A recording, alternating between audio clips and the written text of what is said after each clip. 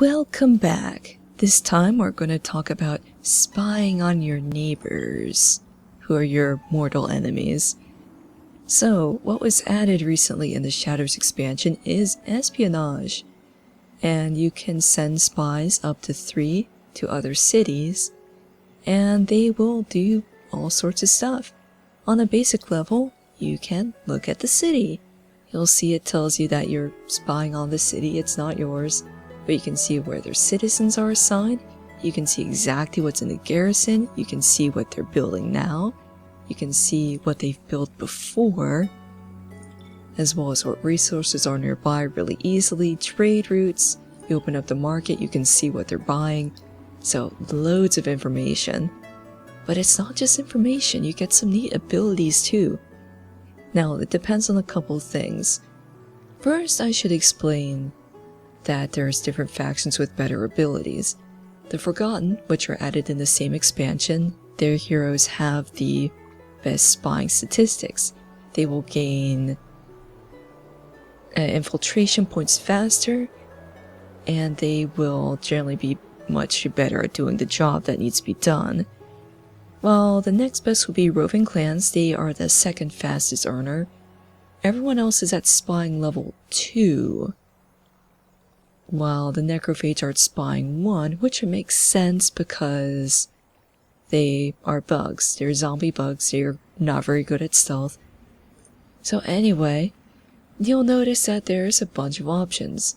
Each faction gets the same options, except for this one. Only the Forgotten get to actually steal a technology, and everyone else just gets a technology debuff ability. You'll notice the Roving Clan hero too, he can still steal a technology. It's a faction specific thing, not a hero specific. It's still best to use the Forgotten heroes because of their spying level 4, giving them such a much faster boost to earn infiltration points and thus levels. As you earn points, you gain levels, and as you gain levels, you can do more stuff, and stuff that you could do before gets different effects. For instance, say this fellow or lady was at level 3. She can do a target governor action, which would take 30% of the life off the governor of the city if there is one for over 10 turns. While this level 5 lady over here can just capture the governor, and it's yours for a little bit. And you'll notice too, like say, both of these people can do the decreased industry production once they reach a certain level. But this one, it's like 50% for 2 turns, okay. This one is 100% for 12 turns, so you can straight up cripple a city this way. And then you get stuff like this, damage fortification.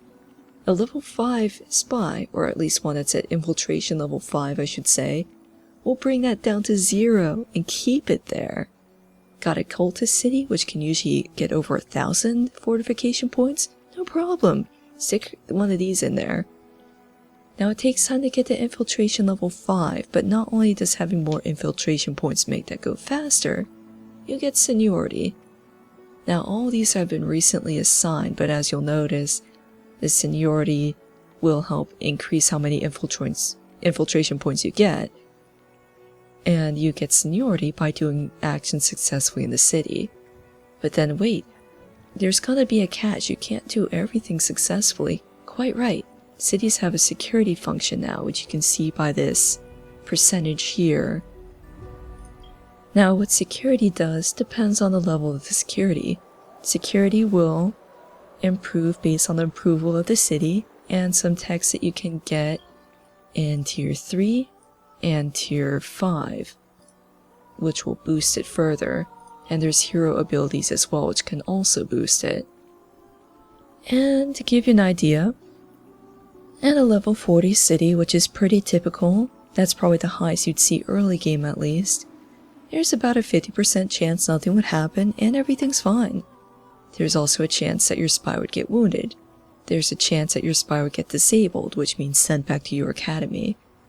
Once you start getting to 60% and over, there's a risk your spy could get captured if they're not successful in completing a task. And another way to boost security is by doing a roundup. So this will pretty much have production for 5 turns, but it should go up 10% for each turn. And when the roundup is over, then it's going to try to snatch any spies that are inside the city, or at least reveal them and wound them so you know they're there for sure. Now, a couple things that are new with this too. Let's have a look at you. You're assigned as a spy. Actually, no, you're not. You're a governor. Either way, I can still show with you. Is they have special abilities now. Everyone in the common tree has now this. This one boosts the infiltration points, so they will level up in the city faster. And this one boosts security on the city. And there's some new items as well in the Adamantian and Palladian tiers.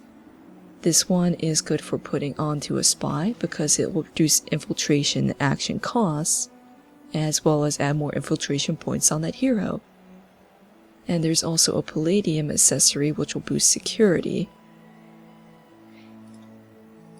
And to give you an idea, let's just do one of these for a heck. Let's say... There's a couple good options here. I personally like decreased morale, especially with a level 5, because if they have a lot of armies, then that's going to be a major debuff. You can see it listing things off there. You'll notice too, with the steel technology, the AI is not notified, or opponent in general is not notified, that you're doing this.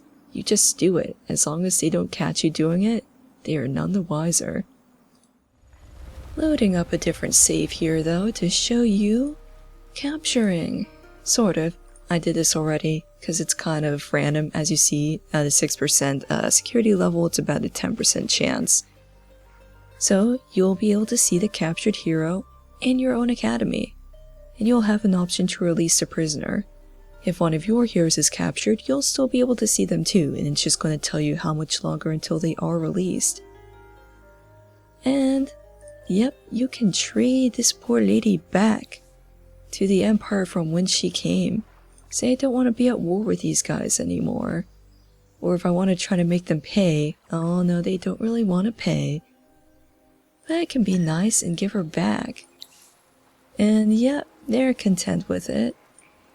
And that's something that you can do, like I said, both with the security thing and also capturing other opponents' heroes.